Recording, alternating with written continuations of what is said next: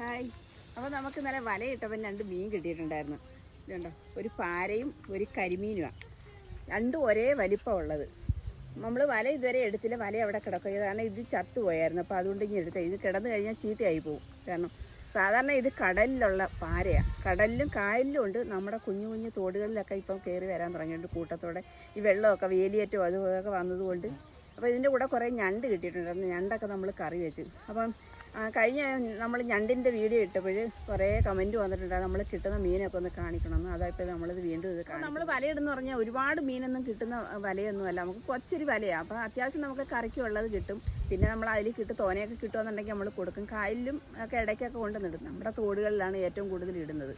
അപ്പോൾ അങ്ങനെ കിട്ടുന്ന ഒരു മീൻ. അപ്പോൾ നമുക്ക് സാധാരണ വലയിടുമ്പോൾ കിട്ടുന്നതെന്ന് വെച്ചാൽ ചെറിയ പാരയാണ് കിട്ടിയിട്ടുള്ളത്. നമുക്ക് ഇത്രയും വലിയ പാര ആദ്യമായിട്ടാണ് ഇത് കിട്ടുന്നത് കേട്ടോ. അപ്പോൾ നമ്മളിങ്ങനെ ചെറിയ ചെറിയ വീഡിയോകളൊക്കെ മീൻ പിടിക്കുന്നതൊക്കെ വിടുന്നുണ്ട്.